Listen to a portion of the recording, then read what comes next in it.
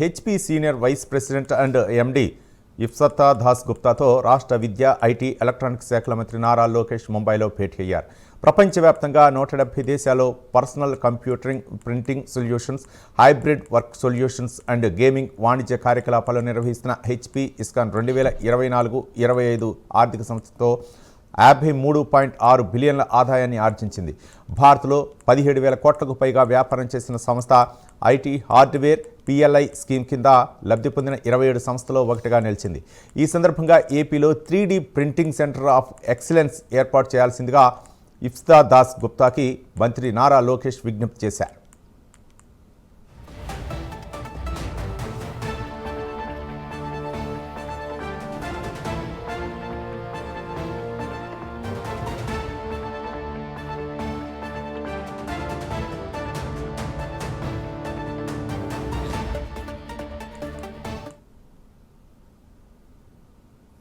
గతంలో 2019లో హెచ్పీ సంస్థ రాష్ట్ర ప్రభుత్వంతో కలిసి ఈ కేంద్రాన్ని ఏర్పాటు చేసేందుకు ముందుకు వచ్చిందని, అయితే కొన్ని కారణాల వల్ల అది కార్యరూపం దాల్చలేదని గుర్తు చేశారు. ప్రస్తుతం రాష్ట్రంలో కూటమి ప్రభుత్వం ఇన్వెస్టర్ ఫ్రెండ్లీ విధానాలను అమలు చేస్తున్నందున తక్షణమే ఈ కేంద్రాన్ని ఏర్పాటు చేయాలని ఆహ్వానించారు.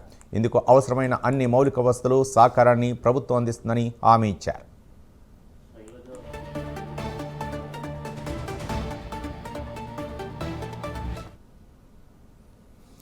రియల్ ఎస్టేట్ రంగంలో దేశవ్యాప్తంగా పేరుగాంచిన రుస్తోంజీ గ్రూప్ చైర్మన్ బొమన్ ఇరానీతో మంత్రి నారా లోకేష్ భేటీ అయ్యారు. ఐటీ కంపెనీలు, డేటా సెంటర్ల రాకతో విశాఖ నగరం శరవేగంగా అభివృద్ధి చెందుతోందని, ఈ నేపథ్యంలో అక్కడ ఒక లగ్జరీ టౌన్షిప్ ప్రాజెక్టును చేపట్టాలని ఆయన కోరారు.